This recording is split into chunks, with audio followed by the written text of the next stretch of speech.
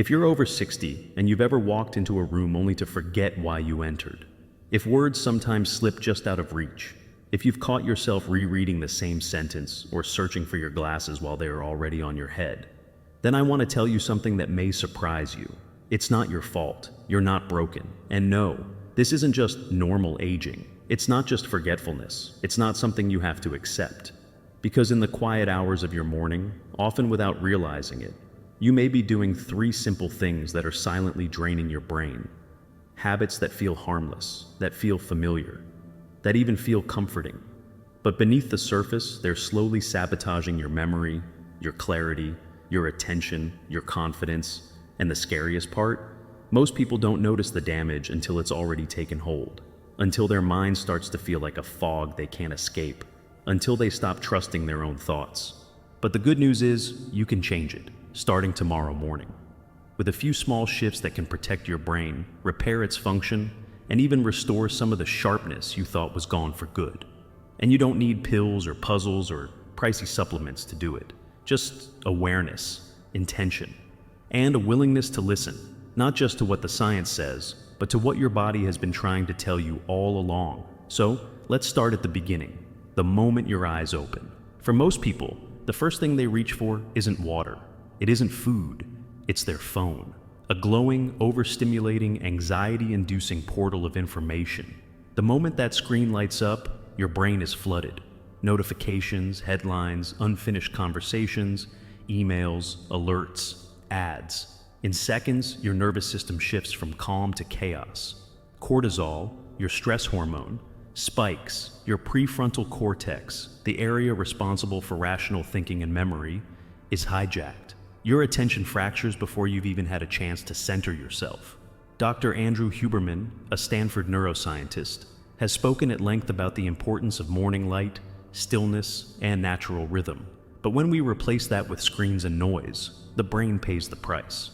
A 2022 study in Nature Neuroscience found that frequent early-day digital exposure is directly linked to increased mental fatigue, reduced memory retention, and impaired focus, particularly in adults over 60. It's not about being anti-technology. It's about timing. Your brain, especially as it ages, becomes more sensitive to overstimulation. And the more we overfeed it in the morning, with news, scrolling, notifications, the more we dull its capacity to focus, learn, and remember throughout the day. That's why so many seniors feel scattered before noon. They're not lazy. They're not forgetful. They've just unintentionally overloaded their brain during the time it was supposed to be recovering, aligning, anchoring. Like trying to drive a car that hasn't finished warming up. It sputters. It stalls. It doesn't respond the way it should. Now, imagine what would happen if, instead of scrolling, you stepped outside and stood in natural light. Just for 5 minutes. No phone, no noise. Just letting your eyes, your skin, your breath recalibrate. Studies show that early sunlight exposure helps synchronize your circadian rhythm, lower cortisol, and enhance melatonin production later in the day, which means better sleep, clearer thinking, and less inflammation in the brain. It's not dramatic, but it's real. And it starts to work from day one. Now let's talk about the second quiet destroyer. It's something so many people believe is healthy. Something you've probably done most of your life. Skipping breakfast, or eating something that spikes your blood sugar and leaves your brain starving before lunch. You might think, I'm not hungry in the morning, or I just need my coffee. But the aging brain doesn't run well on caffeine fumes and toast. When you wake up, your brain needs fuel. Real fuel. To repair synapses, regulate neurotransmitters, and maintain cognitive function. And the most important fuel of all is stable glucose. Not a sugar spike, not a crash, but a slow, steady burn. When you skip breakfast or eat something processed and high in simple carbs, like cereal, muffins, or even fruit juice, your brain experiences an immediate surge in insulin, then an equally dramatic drop. And that drop? That's when you feel the fog roll in. The distraction, the word-finding problems, the irritability. It's not a mood issue, it's not personality, it's blood sugar. And it has a profound effect on your hippocampus, the part of your brain responsible for memory formation. A 2019 study published in the Journal of Clinical Endocrinology and Metabolism found that unstable morning glucose levels in adults over 60 were associated with accelerated cognitive decline, increased risk of dementia, and reduced brain volume over time. That's not theory. That's MRI-confirmed brain shrinkage, tied to what you do before 9 a.m. So, what should you eat instead? Imagine a breakfast that actually feeds your mind, one that's built on protein, healthy fats, and fiber. Maybe it's 2 scrambled eggs cooked in olive oil, with a handful of spinach and half an avocado. Maybe it's Greek yogurt with walnuts and cinnamon. Maybe it's a protein smoothie with unsweetened almond milk, berries, flaxseed, and a scoop of collagen or whey. These meals don't just fill your stomach, they fuel your neurotransmitters. They provide choline for memory, B vitamins for energy, omega-3s for brain cell flexibility, and they do it in a way that keeps your glucose steady, your mood balanced, and your brain sharp until lunch. Now, the third habit is more hidden. It's not about what you do, it's about what you don't do, and that's movement, or rather, the lack of it. Most people assume exercise is for the body, for weight, for heart health. But the truth is, movement in the morning may be one of the most powerful things you can do to protect your brain. Not high-intensity workouts, not gym memberships, just simple, gentle movement, a walk, a stretch, a few minutes of mobility. It sends a signal to your entire system. We are awake, we are alive, we are flowing. When you move your body, your brain gets more oxygen, more nutrients, more blood flow to the prefrontal cortex and hippocampus, more delivery of brain-derived neurotrophic factor, BDNF, a kind of brain fertilizer that helps you grow new neurons and protect the ones you have. Dr. John Ratey, author of Spark, calls BDNF miracle grow for the brain. And it doesn't take much to release it, just 10 to 15 minutes of light movement in the morning.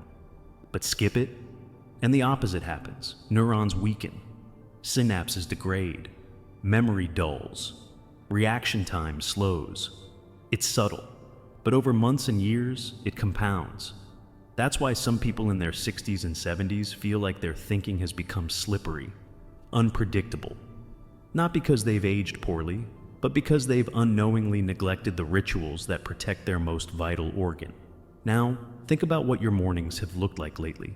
Be honest. Are they quiet or chaotic? Are they built to nourish your brain or drain it? Because the truth is, no matter how long these habits have been in place, no matter how many mornings you've scrolled or skipped or sat in stillness, your brain can still bounce back. It wants to. It's always looking for direction. It's always listening. And when you shift your mornings, even just a little, your brain begins to shift with you. So tomorrow, before 9 a.m., you'll have a choice. Will you flood your brain with noise, or will you feed it with light? Will you let your blood sugar crash, or will you fuel it with steadiness? Will you stay still, or will you move, even just a little, towards strength? You already know the answer. And in the next part of this story, we're going even deeper. You'll learn exactly how to break these 3 habits, and what to do instead, in ways that feel natural, sustainable, and even joyful. You'll hear the story of a woman named Helen, who went from feeling lost and forgetful to energized and mentally sharp in just 4 weeks. And you'll discover the missing nutrient nearly every senior brain is starving for, and how to get more of it without pills. So stay with me, because your brain is still listening, and it's ready to begin again. Because now, something inside you is awake. That quiet voice that's been wondering, is this just aging, is finally getting a clear answer. No, it's not just aging. It's accumulation. Years of subtle habits chipping away at your clarity, your confidence, your ability to trust your own thoughts. But also, it's reversible. Your brain hasn't given up on you. It's just been waiting for a new signal. Let's talk about Helen. She's 72, lives alone, widowed 5 years ago. Used to be an English teacher, sharp, quick with words, always reading. But lately, the words don't come as fast. The books sit unfinished. She walks into a room and freezes, trying to remember what she came in for. Her doctor calls it normal aging, but Helen knows her mind. And this isn't normal. She reached out during one of our workshops, not looking for a miracle, just clarity. We asked her to do one thing for the first week, change her mornings. That's it. No pills, no new diet, just change how she started her day. She stopped waking up to her phone. Instead, she walked to her patio each morning, coffee in hand, eyes soaking in the natural light. She did 5 minutes of stretching, shoulders, neck, hips, whatever felt stiff. She replaced her cereal with a high-protein breakfast, Greek yogurt with chia seeds, blueberries, and a boiled egg on the side, and she sat in silence while she ate. By week 2, something shifted. She called us and said, "It's like my brain is coming back online." By week 4, she was remembering names, finishing books, writing again. This isn't magic, it's biology. You see, your brain doesn't want stimulation first thing in the morning. It wants alignment. Light tells your body it's time to stop producing melatonin and start producing serotonin, your feel-good, focus-driving neurotransmitter. But when you skip that light and reach for a screen, your brain misses the signal. Instead, it gets flooded with dopamine, too fast, too soon. And over time, that shift dulls the sensitivity of your attention pathways, like trying to turn up the volume on a speaker that's already been blown out. And when we talk about movement, we're not talking about punishment. We're talking about circulation, blood flow, oxygen. Your brain is 2% of your body's weight, but demands over 20% of its oxygen. If you sit for too long in the morning, those oxygen levels drop. Neurotransmitter production slows. Brain fog rises. A study from the University of British Columbia found that light aerobic movement, just 15 minutes in the morning, improves hippocampal function and memory retrieval in older adults. Another study from Japan showed that walking for 10 minutes after waking improved executive function in seniors over 65 by as much as 30%. 30% from just walking. Now, let's talk about the fuel. You've already heard how sugar crashes in the morning can hijack your brain. But what you haven't heard yet is what that actually feels like. It feels like emotional reactivity, irritation at small things, trouble concentrating, reaching for another cup of coffee just to stay upright. These aren't random. They're signals. Because the brain doesn't store energy like muscles do. It needs a continuous, stable supply. That's why a breakfast with fat, fiber, and protein is so essential. It slows digestion.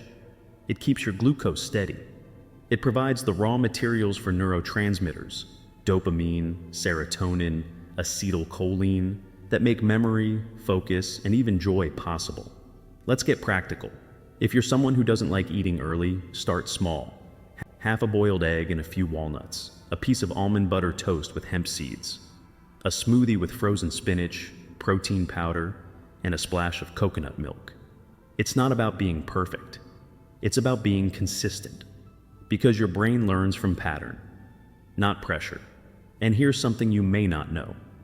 There's a nutrient that over 80% of seniors are missing. It's not exotic. It's not expensive. And yet, it plays a role in everything from memory to mood regulation. It's choline. Choline is essential for acetylcholine, the neurotransmitter that helps your brain process information, recall names, focus on tasks. And yet, most older adults don't get nearly enough. Where do you find it? Eggs, liver, salmon, cruciferous vegetables like broccoli and Brussels sprouts. But the most bioavailable source? Just one large egg. Yolks are rich in choline, so that humble egg on your plate in the morning, it might be one of the most powerful brain-supporting choices you can make. Now, think about your mornings again. Think about how quickly you used to rush into your day, the phone in hand, the sugary bite, the stiffness that stayed because you didn't move. And now ask yourself, what would it look like to shift that? Just a little. A glass of water. 5 minutes of sunlight, a few stretches, a real breakfast. That's it. That's how the repair begins. Because your brain isn't waiting for some breakthrough drug. It's waiting for rhythm, routine, a return to the signals it understands. And here's what's even more powerful. When you do this consistently, you begin to trust yourself again. You find the word faster. You remember the name before it slips. You feel less anxious, more anchored, more you. And it's not just about thinking clearly. It's about living fully. It's about walking into a room and knowing exactly why you came. It's about having a conversation without searching for your next thought. It's about reading a page and remembering what you read. It's about dignity. Because cognitive decline doesn't just take your memory, it takes your confidence, your relationships, your sense of safety in the world. But you don't have to wait until things get worse to start protecting what's already yours. You can begin tomorrow morning. And in the final part of this journey, we're going to go even deeper. You'll learn how to create a brain-first morning ritual that fits your life. Whether you live alone, care for someone else, or are just trying to get through the day with more clarity and calm, we'll look at how hydration, stress, and even negative self-talk can harm your brain before noon, and how to take that power back. Because your story isn't over, and neither is your mind. Because now, your mind isn't just listening, it's remembering. It's remembering that it was never meant to fade quietly into the background. It was meant to lead, to reflect, to hold memories with clarity and recall words with ease, to connect deeply, live richly, and carry your story with strength. And it still can. You've learned the truth, that 3 seemingly small habits can quietly unravel that strength. Reaching for your phone before you've even stretched, skipping or sabotaging your first meal, staying still while your brain begs for movement. But now, you also know that each of those habits can be rewritten, not with effort, but with care, not with pressure, but with presence. Let's bring it all together now. Not as rules, but as a rhythm, something simple, something sacred. You open your eyes, not to a screen, but to a breath. You let light hit your eyes, not from your phone, but from the window, the sky, the day that is waiting for you. That's not just sunlight, that's alignment. That's your circadian rhythm recalibrating. That's melatonin tapering off and serotonin rising. That's your body remembering the clock it was born with. You drink water, not coffee yet, just water. Maybe warm, maybe with lemon. You move, not to exercise, but to honor your circulation, your muscles, your memory. You stretch, you lift your arms, you walk, even if it's just to the end of the hall and back. Because with every step, you are telling your brain, I'm here, I'm awake, I remember who I am. And then you eat, not mindlessly, not from a box, not from decades of marketing that told you cereal was enough, but with intention, with presence.